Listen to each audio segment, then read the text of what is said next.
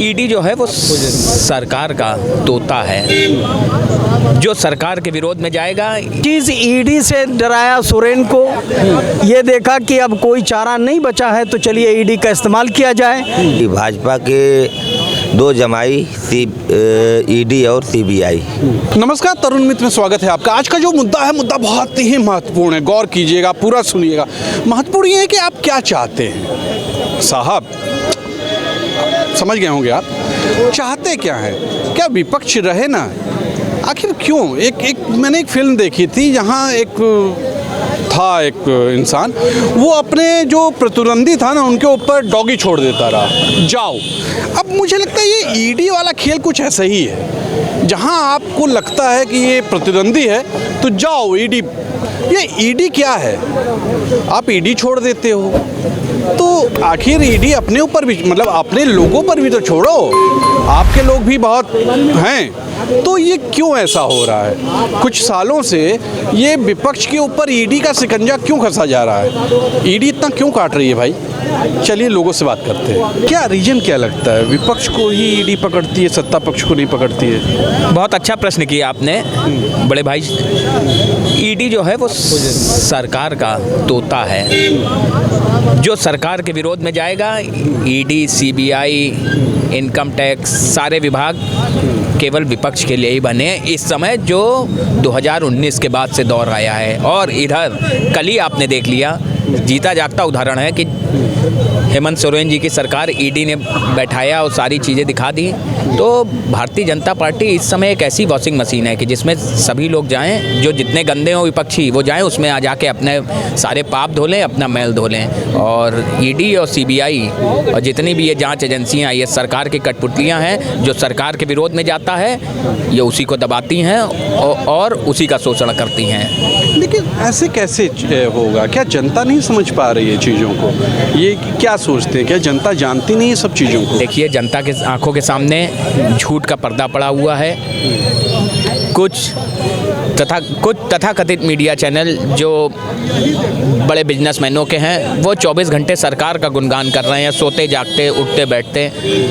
आप पेपर उठा लीजिए, कोई भी समाचार पत्र उठा लीजिए, शायद ही कोई अब ऐसा न्यूज़पेपर बचा हो जो निष्पक्ष खबरें दिखाता हो। फ्रंट पे, सब पे फ्रंट पे सारे सरकार के प्रचार।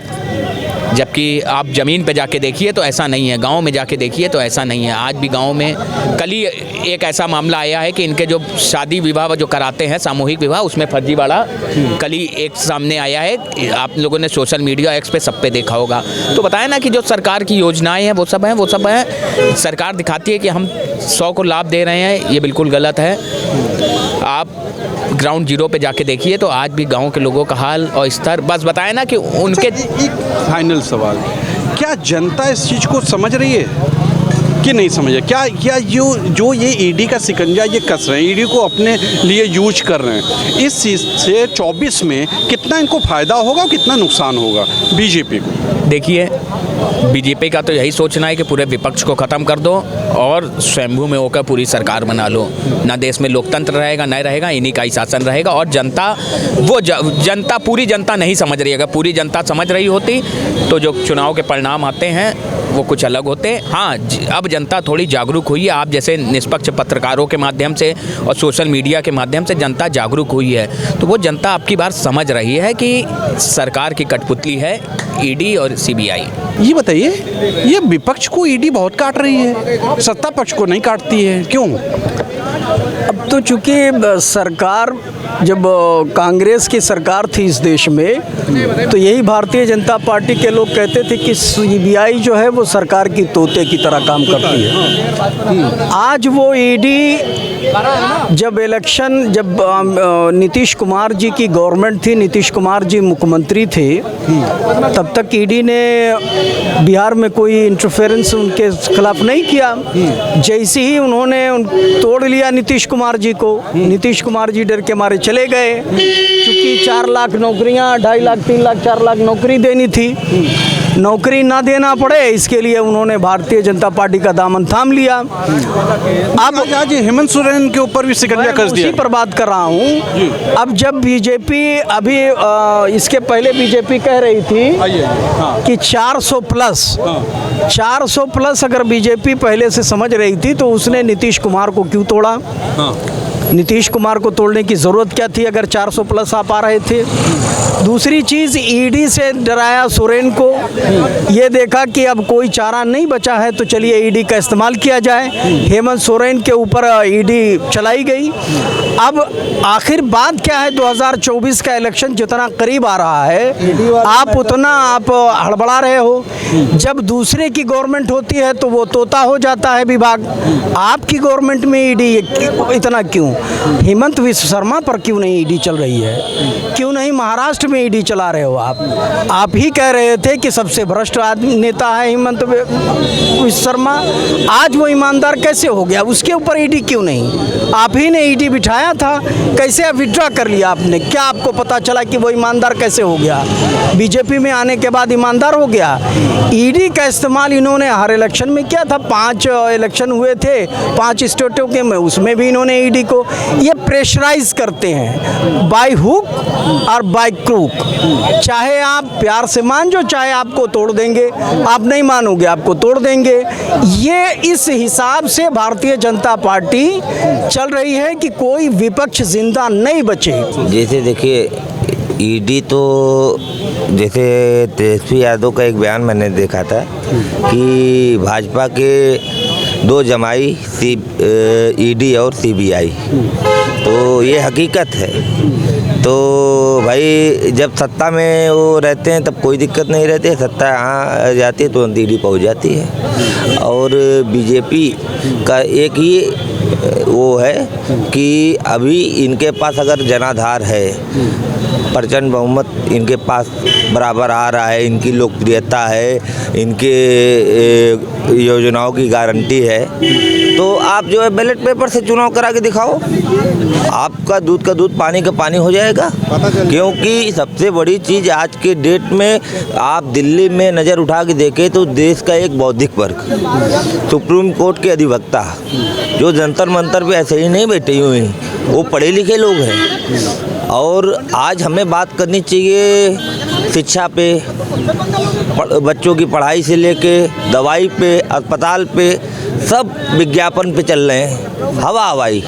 जैसे केवल विज्ञापन पे ही चल रहे हैं। ज़मीन पे आप उठा के देखो तो अस्पतालों में कुत्ते जो है मरीज से ज़्यादा कुत्ते नज़र आते हैं। और तीसरी बात मेरी कि अभी जो है हमारे स्वास्थ्य मंत्री जी जो है उसकी कुछ वीडियो वायरल हुई थी, इसमें अस्पतालों में वो खुद निरीक्षण करने गए थे और मरीज जो है बेड के बजाय ज़मीनों में लेटे पड़े हुए थे।